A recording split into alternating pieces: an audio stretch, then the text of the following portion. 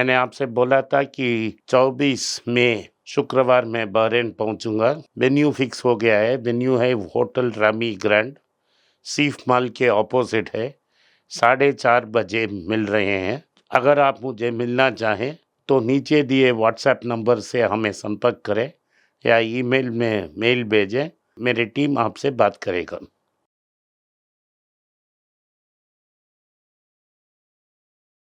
नमस्कार, फिर पैसा बोलता है में आपका स्वागत है। कल जब मैं बात कर रहा था मार्केट 20-30 पॉइंट ऊपर था, शायद वो नीचे आके बराबरी में क्लोज हुआ। लुक्स लाइक वो मैनिपुलेटेड था, क्योंकि बराबरी में कभी मार्केट नहीं क्लोज होती, थोड़ा ऊपर या नीचे क्लोज करती है, लेकिन वो बराबरी में क्लोज हुआ। उसमें ही हमको पता है दाल में काला है। सत्तारूढ़ पार्टी के एक प्रमुख नेता ने कल अदानी अंबानी पे इल्जाम लगाया कि उनके पास ब्लैक मनी है और वो अपोजिशन लीडर को टेम्पो वैन में पैसा भेज रहे हैं। ये बिजनेस के लिए अच्छा नहीं है। अपोजिशन जो चाहे बोल सकता है।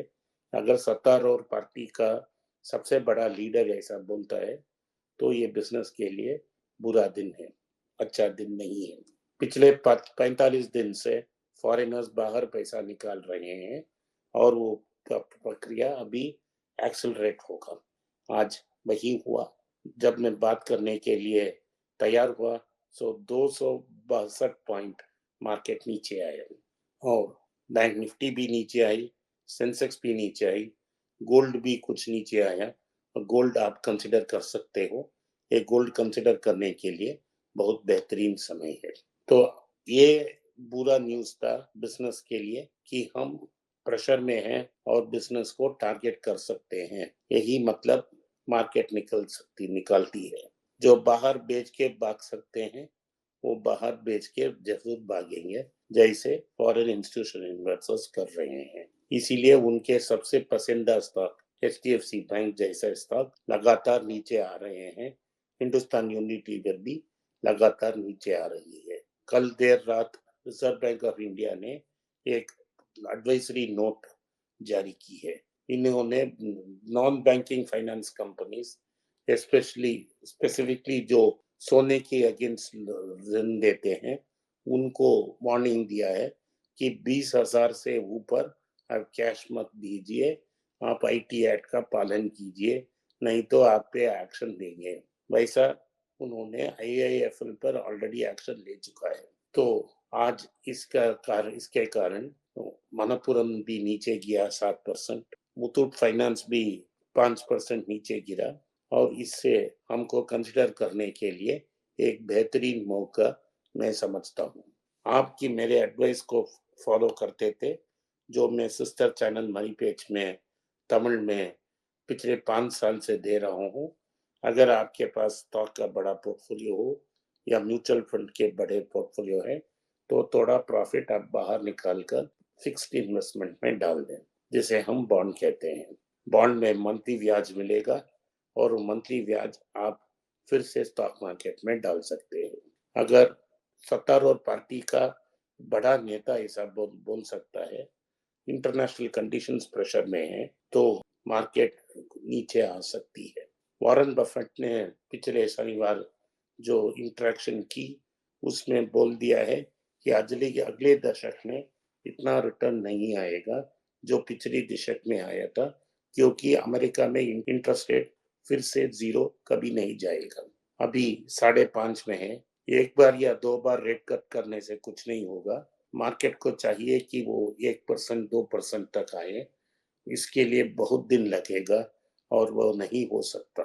तो मार्केट में बड़ा उछाल होना नामुमकिन है। लोग समझते थे कि सत्तारूढ़ पार्टी जीतेगी तो बिजनेस के लिए अच्छे होगी, लेकिन जो संदेश हमको कल से मिल रही है वो ये कहती है कि सत्तारूढ़ पार्टी को भी एंटी बिजनेस होना पड़ेगा, क्योंकि मूड ऑफ द नेशन वो हो गया है। तो ये बिजनेस के लिए बुरा वक्त है। अगर आपके ने बहुत ज्यादा पैसा इस मार्केट में कमा लिया, उन स्टॉकों में जो पैसा आपने निवेश किया उसको बाहर निकाल दें और सिर्फ मुनाफा को उधर छोड़ दें, तो आपको स्पष्ट होगा कि आप कोई प्रेशर में नहीं रहेंगे।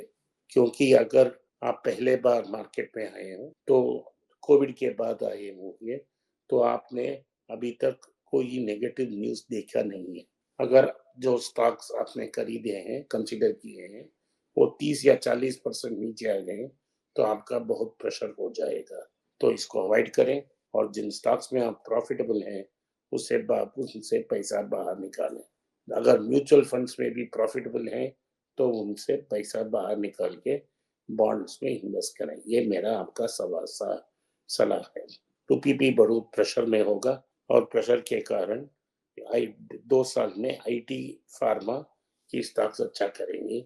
सोने के दाम बहुत ऊपर जाएंगे, 8,000 से लेके 8,500 तक जा सकती है। तो अब सोना खरीदिए, सोना के अगेंस्ट लोन देने वाले कंपनी खरीदें, आईटी खरीदें जो चीप है, और फार्मा खरीदें।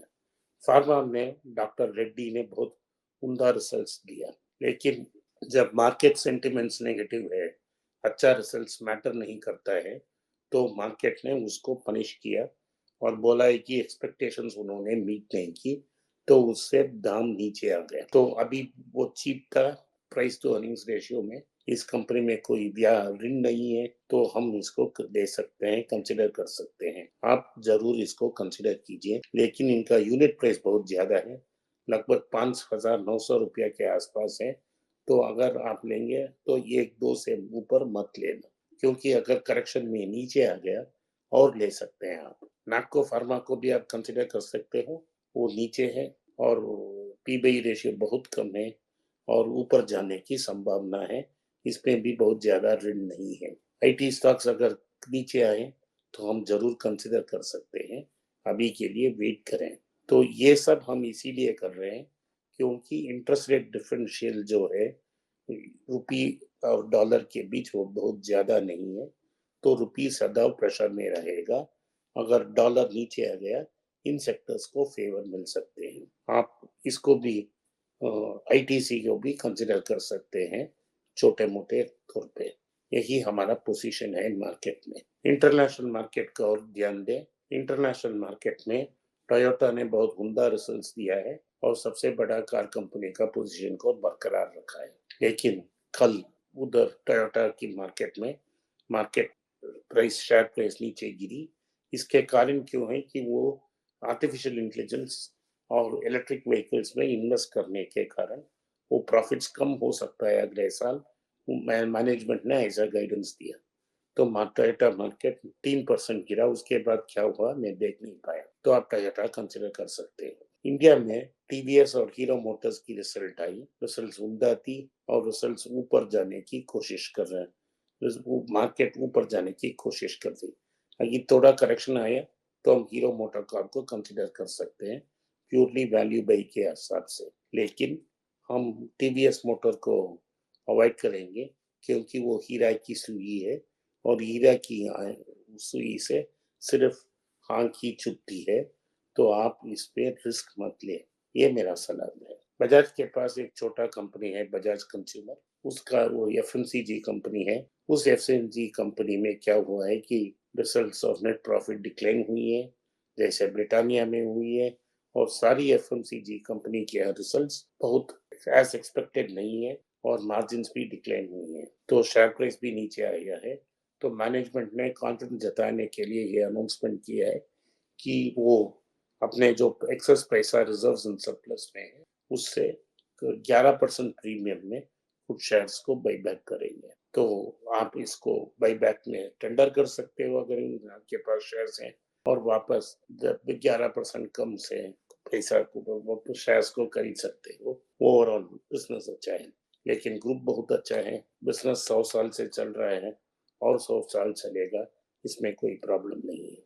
अगर आप पहले से कंसिडर किया था, अभी इस दाम में कंसिडर मत कीजिए। यही न्यूज़ है इसके बारे में, बजाज कंज्यूमर के बारे में। इंटरनेशनल न्यूज़ में एक और न्यूज़ है, मार्केट सारे प्रेशर में है। मार्केट्स कल कुछ नहीं किया और येन प्रेशर में है। जापानीज गवर्नमेंट के वार्निंग के बावजूद मार्केट में प्रेशर है। इसका प्रेशर का कारण ये है कि इंटरेस्ट रेट डिफरेंशियल बहुत ज्यादा है। येन को सपोर्ट करने के लिए और पैसा डालना पड़ेगा, तो जब येन का कम होगा तो जापानी वजन का वैल्यू कम होगा, जापानीज कंपनीज का एक्सपोर्ट बढ़ेगा, जैसा टोयोटा का रिसर्च में जिक्र कर रहा था, वो अच्छा होगा।